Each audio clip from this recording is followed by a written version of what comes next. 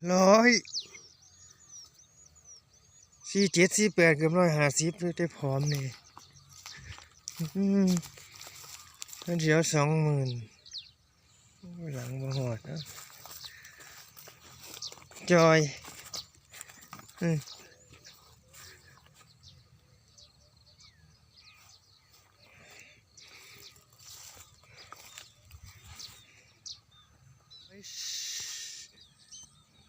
กือบ104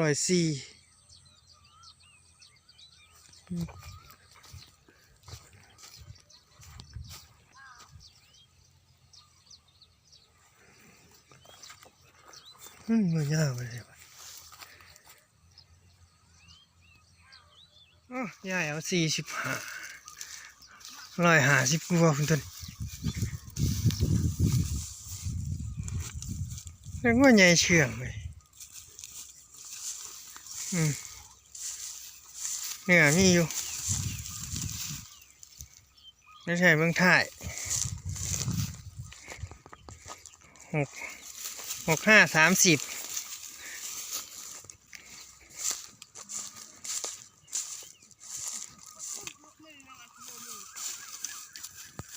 ยืนงามๆเบิ่งยาวอยู่เด้เจ๊มันจอย145ยืนเบิ่งหลานยืนเบิ่งงามๆเบิ่งถ่ายยอจ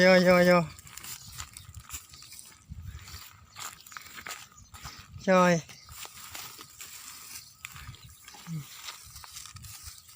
ถ่าย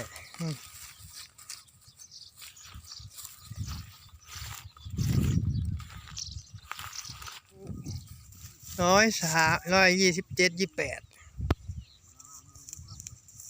โอ้รออยู่ไงเอาจักหวาดว่ามานี่กระผูโอ้ยดากนิดหน่อยนึงเด็ดเงาอยู่หนาอยู่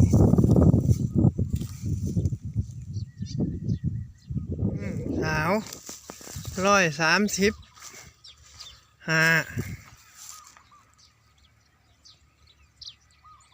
โอ้งามเลยแบบเงาเลย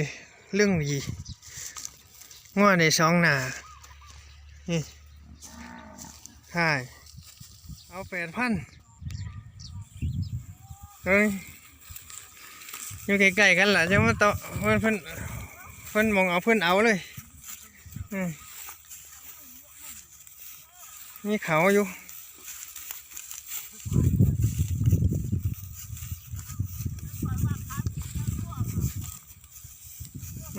8,000 120โอ้ไม่ใช่ตัวใหญ่เอาไป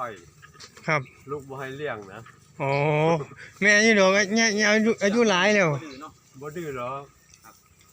อุ้ยของบางคอกนี่คักอยู่160เนี่ยเดี๋ยว40,000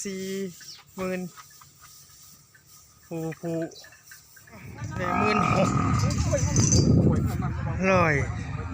137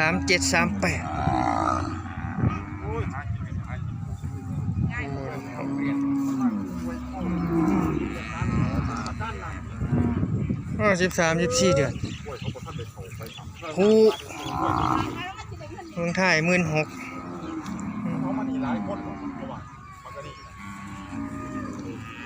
ประมาณนี้เบื้องเท้านั่นเอง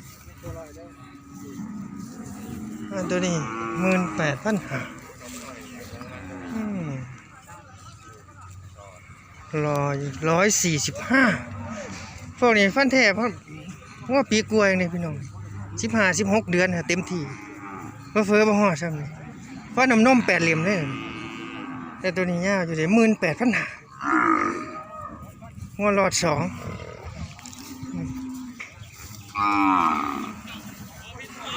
เบิ่งถ่ายก่อนลืมเบิ่งถ่าย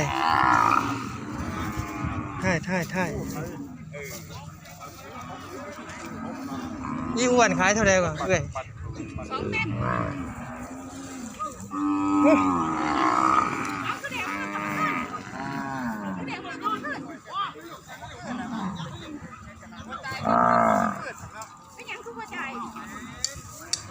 เป็นหยังคือบ่จ่ายพอดี เพิ่นนั่นมื้อแรงว่าสิไปธุระสิไปส่งหม้อเขาอยู่ทุกคน โอ้เอา ก็เลยว่า ขายให้ผู้ใดเขาจ่ายที่ล่ะ 20,000 140ห้าได้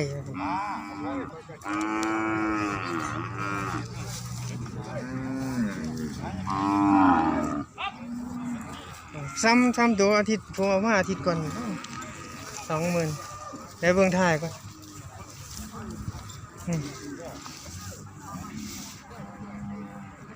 20,000 บาทเดี๋ยวเบิ่งตัวแก่ๆนี่ก่อนเนี่ย2กลวยเนาะนี่140 สองได้นี่ตัวผูก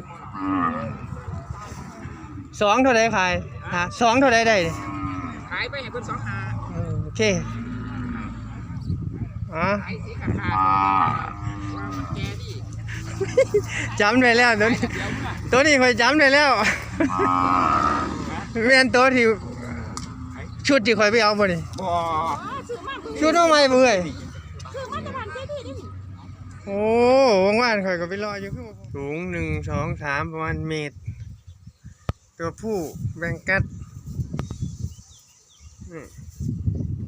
แล้วครับ 8,000 บาท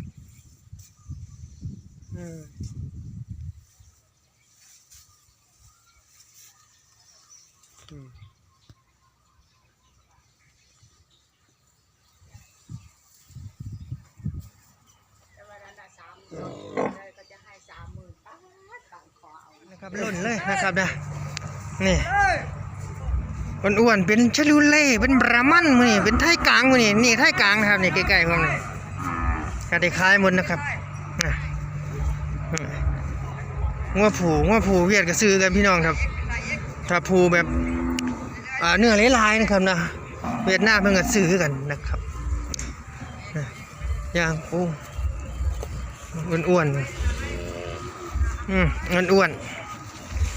ควายนี่บ่ต้องห่วงพี่น้องเวียดนามกวดเรียบนะครับนะขอให้อ้วนๆมีเนื้อมีหนังถ้าเนื้อหนังดีๆจังซี่ขายดีนะครับนะล้นข้อขวางเพิ่นได้ห่างเขาลายนะครับซื้อขายคือคักดีพี่น้องนะช่วงบ่ายๆวันศุกร์ราคาก็จะแข็งๆแน่อย่าทำมื้ออื่นมานะครับนะวันเสาร์มางัวสูงงัวผอมก็จะราคาก็จะถอยลงนะครับในห่างยังสิไรงัวกลับนะ